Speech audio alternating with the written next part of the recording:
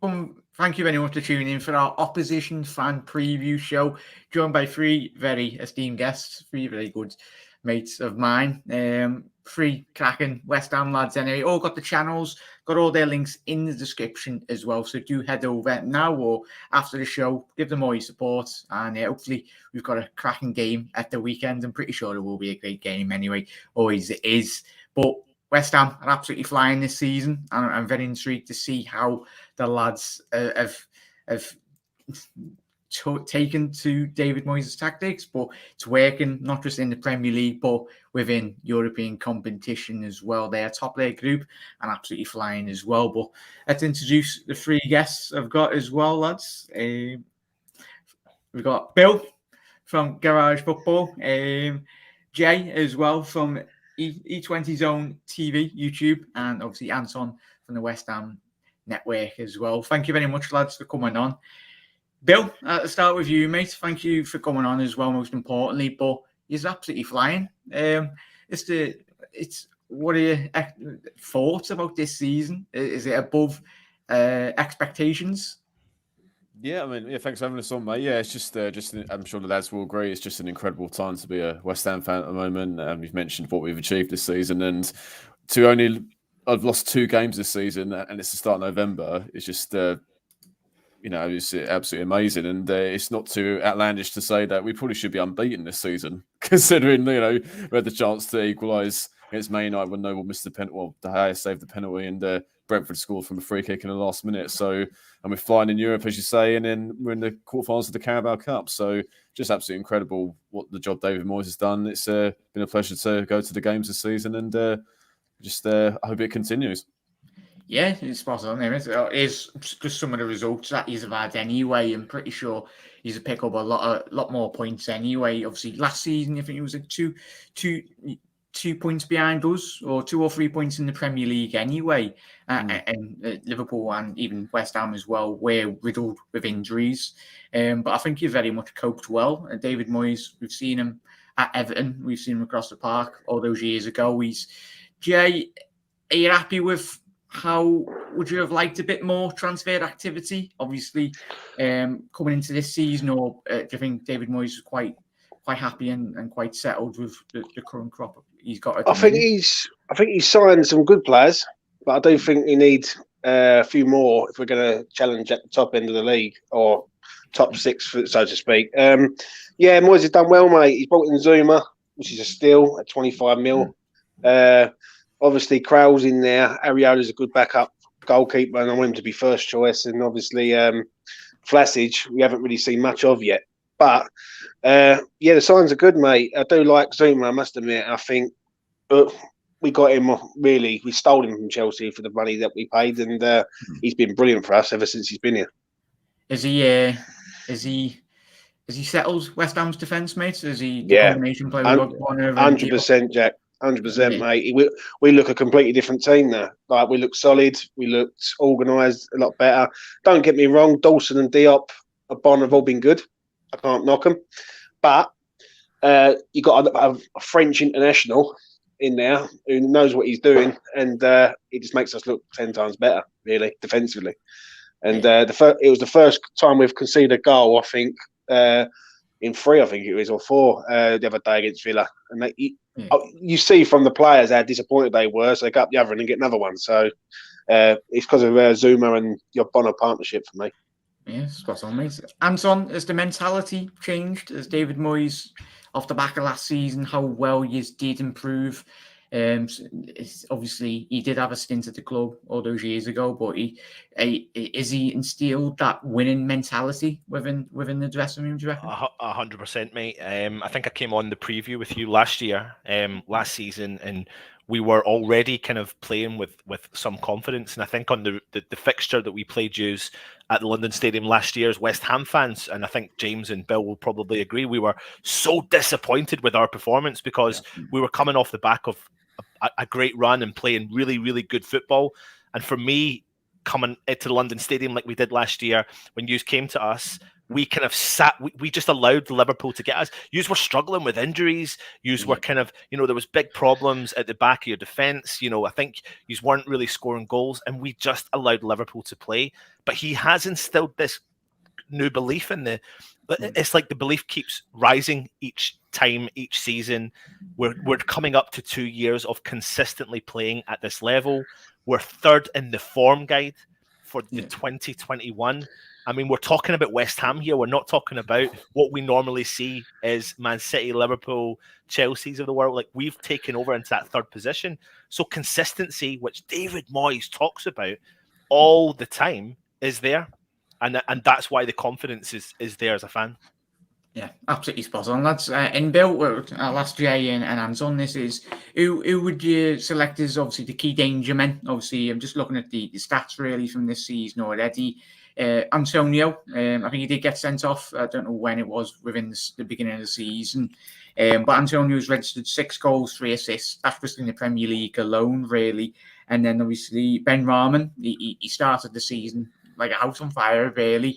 He's already got 3 goals and 3 assists. I think himself probably won a bit more in terms of his output, but Bill, who's really obviously the key danger man, and the lads have already mentioned, have they really stepped up this year? Do you reckon? Yeah, definitely. I thought it'd be a big season. We all wanted a big season from Ben Rahman. He settled in and he played decently at times last season, but this season he's really stepped up. Obviously scored the 2 goals last night against Genk, so he's starting to add, goals and assists to his game, which he's definitely capable of. I think there's even more to come from him. Obviously, you mentioned Antonio, scored against Liverpool before, and he's been an absolute machine this season. And he's been incredible when he stayed clear of injuries. Luckily, touch wood, I'm doing that. So we're all West Ham fans. We all hope exactly, yeah. So we're all doing that. So, but one player who has been with Liverpool before is Jared Bowen, who I think you guys have really got to look out for, especially as and Andy Robertson likes to fly forward, and obviously Bowen playing on the right wing will look to exploit the space. And at the start of the season, he played excellently, but the only thing that was missing was goals. But since the Brentford game where he got the equaliser, and he started adding more goals to his game, and again, he's getting better and better every time he plays. So he'll be fully fit and flying for Sunday. So I think he's definitely one to watch out for, as well as Fornells as well. I think he looked to exploit the space by Alexander Arnold on the other side. But yeah, Bowen for me is one to look out for. Yeah, spot on, mate. Jay, Declan Rice beat the man, the talk of the town, really. I think obviously you watch him week in, week out, or you Hammers. I think he's speaking to Anton a couple of years back as well. He's always been linked to Liverpool and top clubs because he's a very good player. How has his game developed this season for the Hammers? He's phenomenal, Jack. He's been. He's the best West Ham midfielder that I've seen in the Premier League era, and that is saying something. I've seen Michael Carrick come through. I've seen other players come through, and he's the best player in the Premier League era at West Ham. He's doing everything, mate. He's defensively solid, passing, he's attacking, he's forward thinking. He's top draw deck, honestly, and he's one of the reasons why West Ham are so high up, because he don't accept mediocre football. I think a lot of Mark Noble's been great for us, and I love Mark Noble to death, but he's never been world class. And Declan Rice is a world class player, in my opinion. And people from the outside are looking at him and going, "That's the player West Ham fans have been talking about now." Do you know what I mean? So, Dec's been absolutely first class, and if we're going to do anything against you boys on Sunday, he's got to be on it for sure. Yeah, absolutely spot on. Has he been in the pivot with Kufal? Not Kufal. The big lad. Souček. Yeah, sorry. Both of them play for the national side anyway. But is Declan a bit more for obviously Liverpool fans? A bit more attacking, or we've kind of seen a difference this season. Last season, Souček's output was that he came into the West Ham side, and I think we were expecting this full-blown defensive midfielder, but he ended up being box to box and having 10 goals and was being effective, not just in the going forward, but in the back. But what happened really last year, in my opinion, was that Declan Rice allowed him to really go and do that. Declan Rice done all the dirty work, all the basic work Declan Rice earlier on in the season stated that he wanted to get further forward and score a few more goals. And he is getting further forward and scoring a few more goals. What that's doing, though, is it's highlighting the fact that Souček isn't. However, I don't personally think, and I think the fan base is kind of split when it comes to Souček. Some think he needs a rest. Some think that he's doing all right. He's still top of the ranks for the amount of ground he covers in the games. He's kind of going under the radar because that's allowing Declan Rice to go further forward. And in most recent weeks, what we've actually saw is they're maybe becoming accustomed to this new style and this new style of play. But what we do have, as James has just said, is quite possibly the best midfielder of my generation watching West Ham. 38 years old, watches all our life, and I can't think off the top of my head anyone who performs week in and week out to the level that Declan Rice does. He is next level by a million miles. Like not even. I think there was one point last night against Genk. He grabbed the ball, and I think it was like he had the determination to get forward. I think he took on like 6 players. It was no problem. He swept the ball by them, move forward. Swept the ball by them, move forward. And then behind the scenes, you've got Souček in there clearing up, tapping the ball. He always gets a touch on the ball. And the one game, Jack, I think we spoke about it as well, was when we played you just before the lockdown. At Anfield, that was the first time we really got to see Souček properly. He came off injured after 60 minutes, and the game changed. I actually think that was the substitution that changed the West Ham game. And then Liverpool went on to win the game, just if you remember, literally just like a couple of minutes to go. But I think we're really spoiled right now as West Ham fans having these 2 lads in the middle of the park. Yeah, spot on. It's been great to watch, and I think it is, even when not that Trent does get linked away or that, not that, but you love obviously players coming through the academy. Obviously, was he at Chelsea when he was a youngster? But has he come through the academy at West Ham? Yeah. Definitely. Chelsea come to us, yeah. Chelsea let him go. Chelsea let him go and basically said he weren't good enough, and West Ham took him at 14, mate. And I think a lot of it with Dec, and I think the lads might agree, is he's got a very soft spot for West Ham, Declan Rice. He realises what West Ham's done for him. Like, don't get me wrong, his last 4 years, and I remember his debut, or his first full start day against your lot when we got absolutely obliterated up in Anfield about 4 years ago, I think it was. And he was awful, and he got subbed at half time. But he's moved on leaps and bounds, and the fear is now is how long have we got him for? Because I don't think it's going to be before big clubs like your club and maybe others will come looking at a midfielder who could go and do a role for their club for the next sort of 10 years. So to speak. Yeah. No, but if you keep on playing like you are, like even that was the turning point. Liverpool, as soon as we started performing and obviously putting the wages up, you moved into the big stadium as well.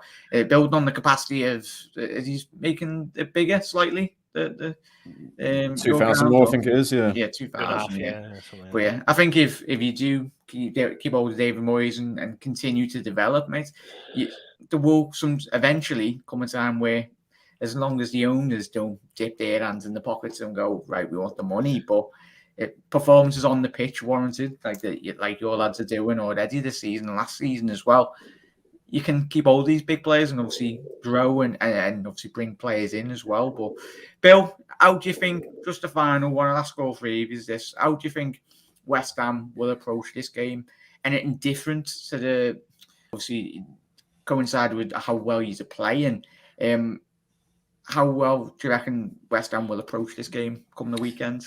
Yeah, I think David Moyes has made changes this season to the side. We made us better on the ball. We keep in possession a lot more, not relying so much on the counter to beat side. So the progression has been there. But I think on Sunday, I think he might revert back to how we played last season, where we'll sit deep and spring on the break and exploit the spaces that, as mentioned earlier, Alexander-Arnold and Robertson will leave behind, and do what Brighton did, or try to do what Brighton did, where they put bodies in the box. Lallana obviously used to play for Liverpool, was flying forward a lot, and against Brentford, Tony and Bremru and a load of others were at the back post exploiting the defensive deficiencies that Liverpool seem to have this season. So I think we'll play on the counter, because I think if we try and play out and with Liverpool's high pressing style, I think that would really cost us. I think so.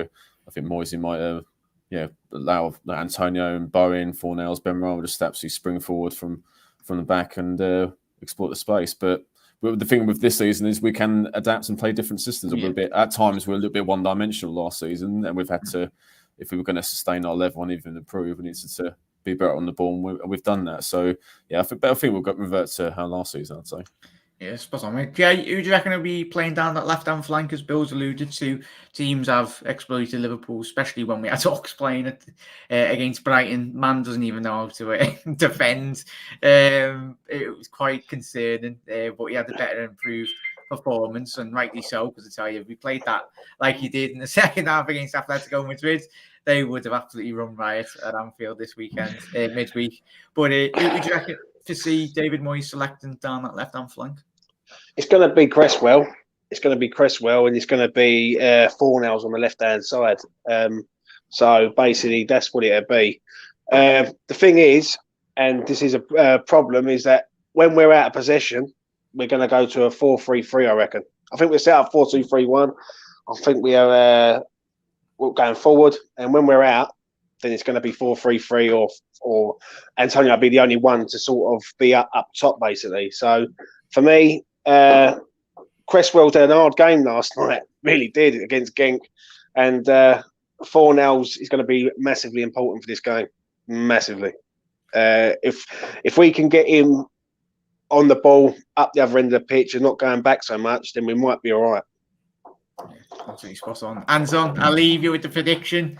I'll quickly what you reckon? I know all of us don't really like doing predictions, but we'll put a prediction in from your. I mean, I'm definitely a half glass full West Ham fan. Like, I always predict a positive result, whether or not we walk away with a positive result is a different ball game. I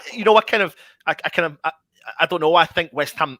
I think if we resort back to the way we played against Liverpool last year and try and do the counter, I think we will. I think, for me personally, that's what hands Liverpool the victory, to be honest. I think I'm concerned if we do that. I think that, I cried out last season that you take the game and go toe-to-toe. I kind of feel like that's the way that Moyes needs to go to this game. And I feel like these are the games that we need to be able to show or turn up and actually, go to the game and go, we can actually turn up against the likes of Liverpool, the Man Cities, the Chelseas, because right now we seem to be taking care of, with respect and within reason, the teams in and around what we've been not struggling to do over the last couple of years. So coming up to Liverpool at home with a full crowd, playing the way that we're playing, I think if we invite Liverpool on and try and go in on the counter, that's what yous want. Really, yous want to come and counter us and attack us, and your pace is very, very pacey. And albeit I'm a big fan of Zuma and Ogbonna, I am slightly concerned with Ogbonna's pace. And if you with Salah's penetrating runs and the pass that comes through, I can see that causing our defensive problems. So I think we need to take the game to Liverpool. So for that reason alone, I think Moyes has hopefully learned from the London Stadium loss last year. And I mean, I see goals. I mean, I'm looking at the stats now. Yous have scored 29. We've scored 20. Yous have conceded 8. We've conceded 11. It's got the potential to be such a tight game, but I think there's goals in this game. I think there's lots of goal scorers ready to score goals. We all know Salah, Mane like scoring against West Ham. We know like Antonio likes to score against Liverpool. So I don't know. I'm gonna go ballsy. I'm gonna go all out there. 3-2 West Ham. Yeah, love it, mate. Well, not really. Hopefully, it's not. I certainly love it, mate. Yeah, no, but I won't keep it any longer. And just a quick shout out. If I could select one player, and I think Jurgen Klopp out with that West Ham side. Obviously, we've mentioned Declan Rice, but I absolutely love watching Antonio. I mean, he's very adaptable. He can play right back, even up front, out wide as well. But Reds, let us know if you could pick 3 possible signings in the future that you'd like to handpick from West Ham. Let us know. Or if there's any hammers, if you could pick 3 players from Liverpool side that you'd like, obviously, to sign, let us know in the comment section below. It'd be very interesting. Only allowed 3. Can't have the whole 11 anyway. But lads, I really do appreciate it. Bill, Anton, and Jay, really do appreciate you coming on. Won't keep us any longer. And if you're wondering what all the banging is, as I said to the lads, hopefully it's not gunshots outside my house. But it is fireworks, and everyone Hope you have a lovely bonfire night, whatever you're getting up to. Look after yourselves and look after your animals, most importantly, as well, because obviously it's not a good night for them. But lads, thank you for coming on. Everyone at home that is watching live, Suki as well, just quickly get your comments as well, mate. Really do appreciate it. And everyone, if you're watching this on repeat, head over, subscribe to all the lads' channels. All the socials are in the description. But you never walk alone, Reds. And hopefully it's an absolute cracker for both sets of fans at the weekend. Pretty sure it will be. Cheers.